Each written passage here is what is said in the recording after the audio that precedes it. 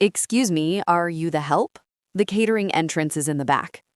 My brother's fiance looked me up and down like I was something she'd scraped off her designer shoe. I was wearing jeans and a comfortable sweater. She was wearing a dress that cost more than most people's rent. Behind her, my brother's future in-laws, the Wellington family, snickered into their champagne flutes. What none of them knew, what not even my brother understood, was that I owned Wellington Industries, the $847 million company his fiance's father thought he still controlled.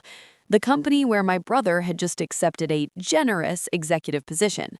The company I'd acquired 3 months ago through a shell corporation while they were all too busy planning an engagement party to notice. And I'd come to their celebration to see if they were worth keeping employed. Turns out they weren't. Drop a comment. Where are you watching from?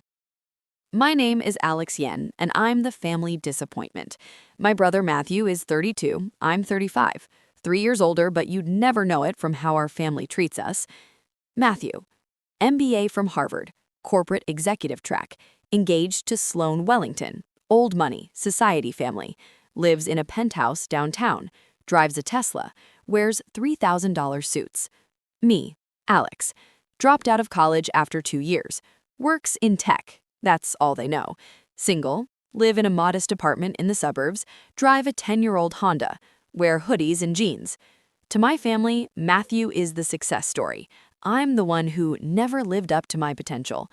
I dropped out of college to start a software company at 20, sold it for $47 million at 25, started a private equity firm specializing in tech acquisitions at 26, grew that firm to manage $2.3 billion in assets by 35.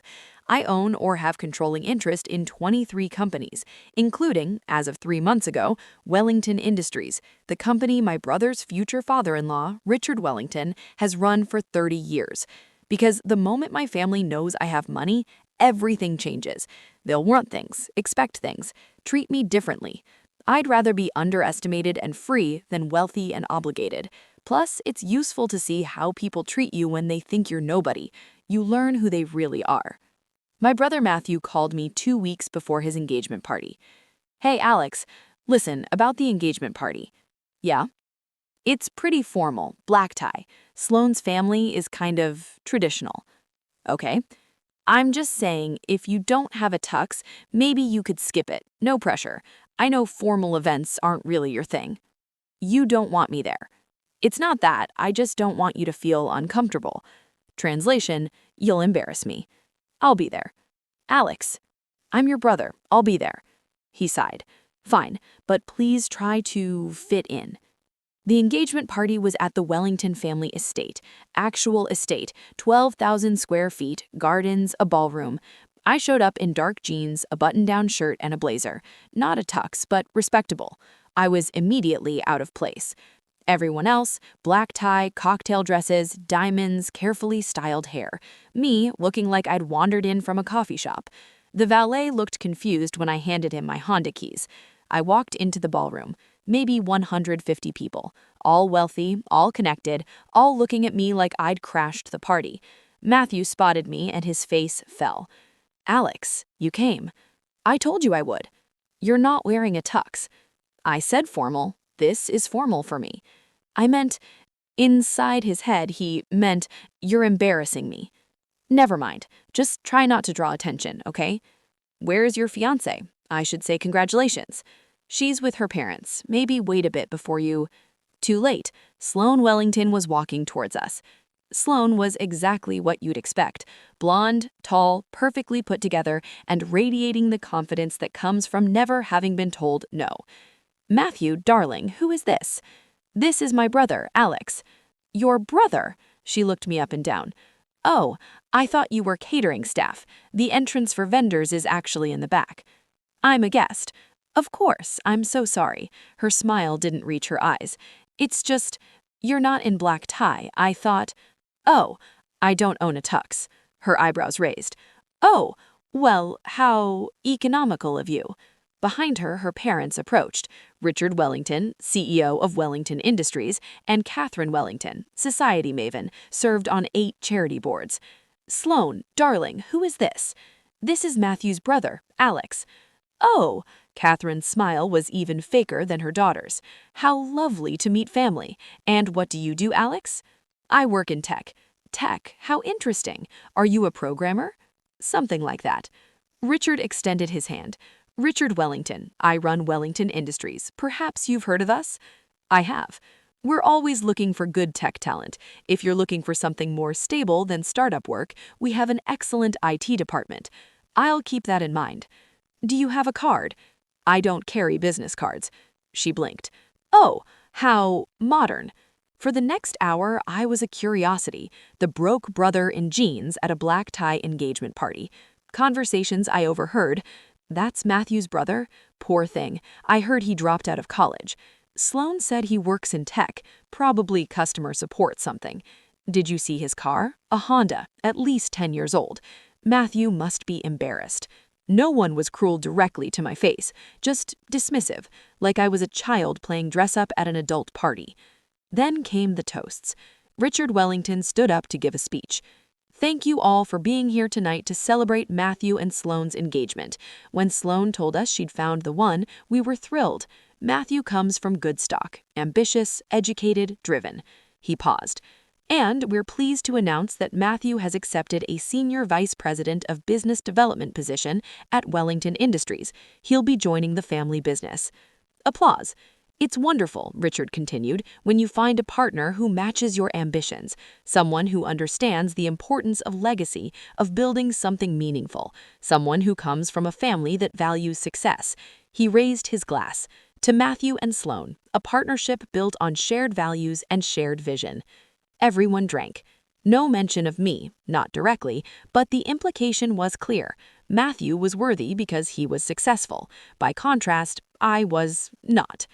After the toast, Richard pulled Matthew aside for photos. I was standing near the bar when Catherine approached. Alex, can I ask you something? Sure. Are you planning to attend the wedding?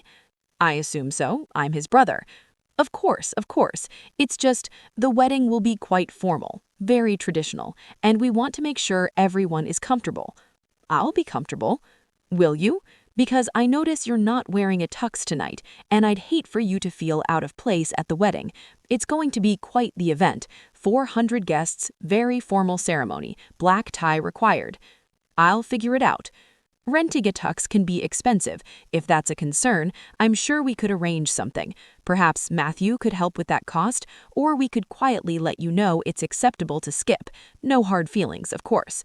She thought I couldn't afford a tux. She was offering to either pay for one or give me permission not to come. I'll be there, I said evenly. Well, just know that if it's too much of a stretch financially, we completely understand. Family is important, but so is being realistic about one's limitations.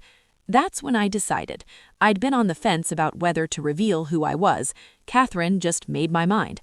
I left the party early, drove home, made some calls. By Monday morning, I had a meeting with Wellington Industries CFO and General Counsel, instructions for my assistant to prepare the documentation, a plan for how this was going to unfold.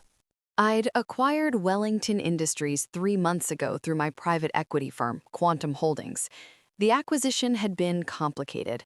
Richard Wellington had resisted selling, but the company was over-leveraged and bleeding cash. The board forced his hand.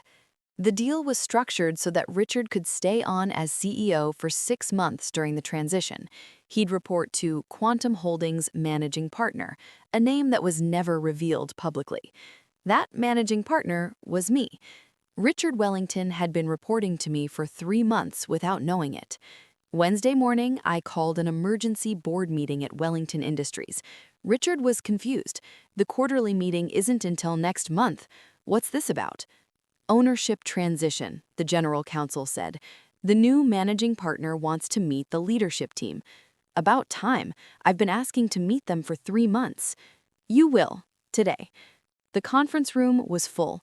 Richard Wellington, the CFO, the COO, the VP of Operations, and 3 board members, all waiting for the new boss. I walked in wearing jeans, a hoodie, and sneakers. Richard looked at the general counsel. Is this a joke?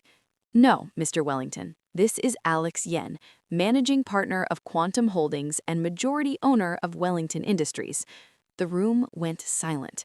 Richard stared at me. That's not possible. It's very possible. I acquired controlling interest 3 months ago. You've been reporting to me this entire time. You just didn't know it was me. Your brother, Matthews, the dropout? I dropped out to start a company, sold it for $47 million, started Quantum Holdings 9 years ago. We now manage $2.3 billion in assets. I pulled out a folder and slid it across the table. This is my full financial disclosure, my acquisition documentation, and the terms of your employment going forward. Richard opened the folder. His face went from red to white. You can't do this. I already did, 3 months ago. You signed off on it. You just didn't know who you were signing with. The CFO spoke up. What about Matthew Yen? He's scheduled to start as SVP of Business Development next month. About that, I said. Matthew was hired under the previous ownership structure. I'm the new ownership. I'd like to understand how that position came about. Richard looked cornered. He's qualified, MBA from Harvard, strong network, he'll be an asset. Did his engagement to your daughter influence the hiring decision? That's inappropriate to suggest. I'm not suggesting, I'm asking directly. Was Matthew hired because he's marrying Sloan? Silence. Mr. Wellington, I need an honest answer, because if Matthew was hired as a favor rather than on merit, that's a problem. I don't do nepotism. He is qualified, Richard insisted. The engagement is coincidental. The timing is interesting. He proposed in January, you offered him the job in February. You announced it publicly at the engagement party last weekend. That's not a great look. Are you rescinding the offer? The general counsel asked. No, but I am putting conditions on it. Matthew starts at entry-level management, not senior VP. He works his way up like everyone else. If he's as talented as Richard claims, he'll get there on merit. That's humiliating, Richard said. He's already accepted the SVP position. Everyone knows about it. Then I guess everyone will know he's starting at a more appropriate level for his experience, which is 0 years at this company. The employment terms. I turned to Richard. Your employment contract expires in 3 months. We need to discuss whether it will be renewed. You can't fire me. I've run this company for 30 years. And in the last 3 years, you've run it into significant debt while paying yourself a $4 million annual salary plus bonuses. The company has lost $40 million in value under your leadership. The market has been challenging. Your competitors are thriving. This is a leadership problem, not a market problem. I slid another document across the table. Here's what I'm proposing. You stay on as CEO for 3 more months, as originally contracted. During that time, you help transition leadership to the new CEO, which will be Sarah Mitchell, currently your COO. Sarah's eyes widened. Me? You've been doing the actual work while Richard collects the credit. The board agrees you're the right choice. Richard's face was purple. This is outrageous. You can't just waltz in here and... I can. I own 65% of this company. The board answers to me. You answer to me. I'll fight this. You'll lose, and you'll lose your severance package, which, by the way, is very generous, $2 million for 3 months of transitional work, but it's contingent on your cooperation. Richard's jaw worked. Why are you doing this? Because you run a mediocre company while pretending you're excellent, because you hire based on personal relationships instead of merit, because you think someone's worth is measured by their clothes and their car instead of their competence. This is about the engagement party. Partially, yes. Your wife suggested I skip the wedding because I might not be able to afford a tux. Your daughter mistook me for catering staff. You offered me a job in your IT department because you assumed I was underemployed. None of you bothered to ask me what I actually do. You just assumed I was nobody. We didn't know. Exactly. You didn't know, but you treated me accordingly anyway. That tells me everything I need to know about how you treat people. My brother called me that afternoon, screaming, "What the hell did you do?" I attended a board meeting. You humiliated me. Richard just called. He said you're demoting me before I even start. I'm not demoting you. I'm putting you at the appropriate level for someone with no experience at the company.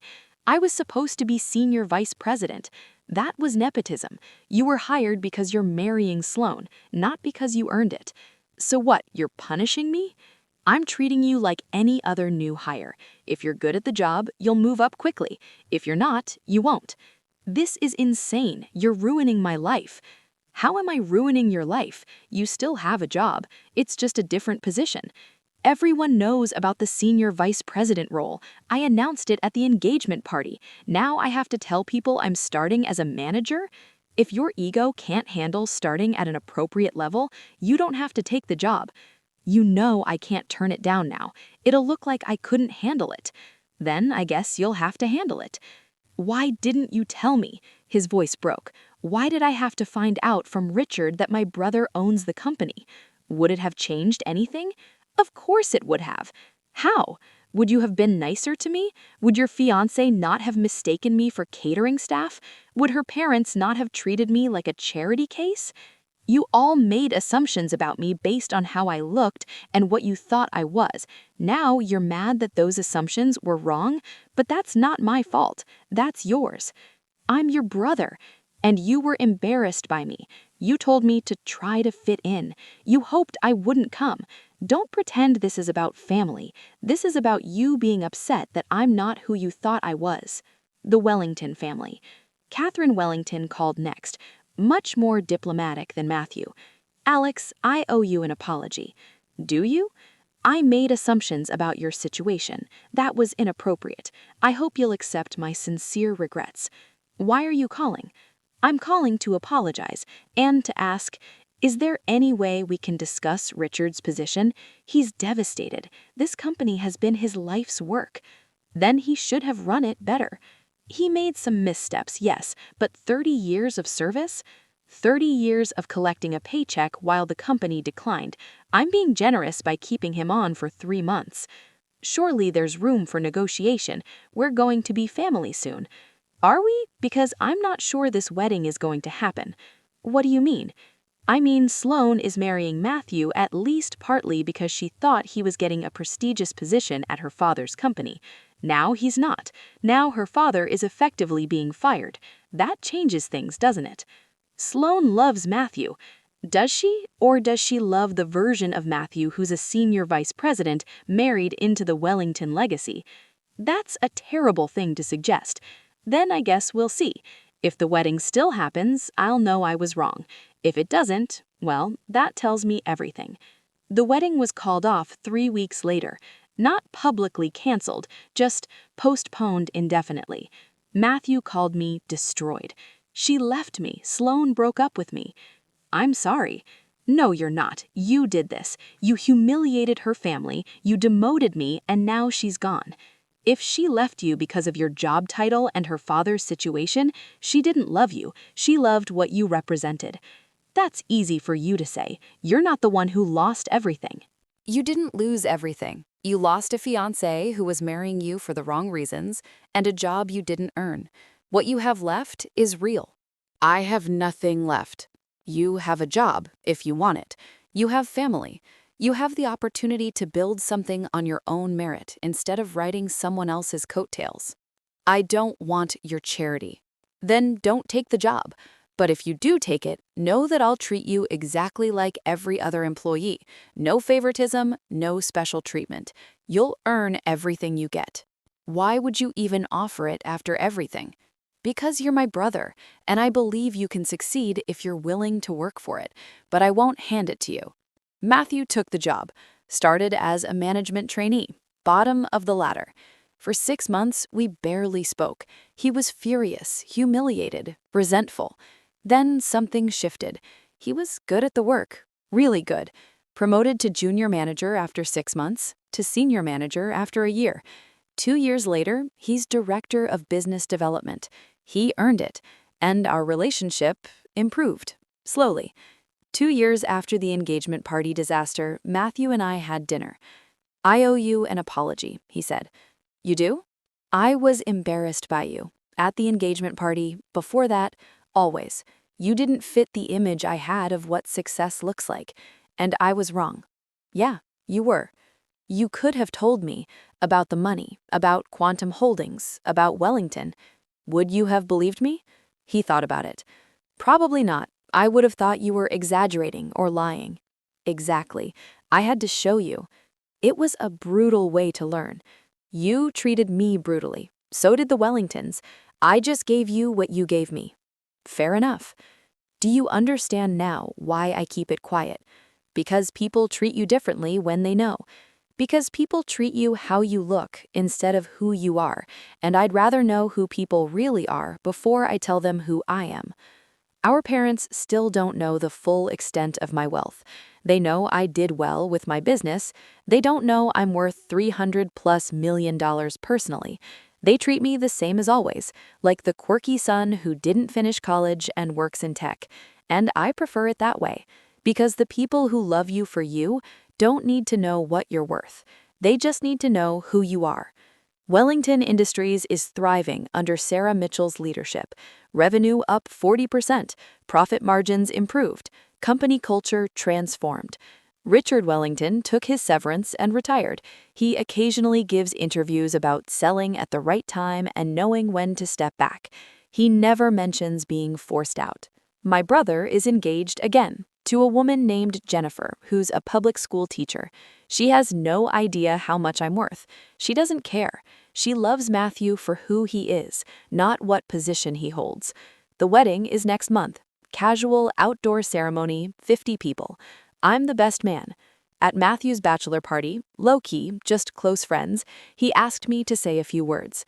When Matthew got engaged the first time, I wasn't asked to give a speech. I wasn't considered important enough. I was the broke brother in jeans at a black tie party. Everyone laughed. They knew the story. But this time, Matthew asked me to be his best man, not because he found out I have money, but because we rebuilt our relationship on actual honesty. No pretense, no assumptions, just two brothers figuring out how to respect each other. I raised my glass. To Matthew and Jennifer, may your marriage be built on who you are, not what you have, and may you always remember that the people worth keeping in your life are the ones who loved you before they knew you were worth loving. Do you regret humiliating the Wellingtons? Do you think you went too far? My answer? No. They humiliated themselves. I just gave them enough rope to do it. They treated me like I was nobody. They made assumptions. They looked down on me. I didn't make them do that. I just refused to correct their assumptions until it was too late. Would I do it again? Absolutely. Because the look on Richard Wellington's face when he realized the dropout he'd offered an IT job to was actually his boss, that was worth everything.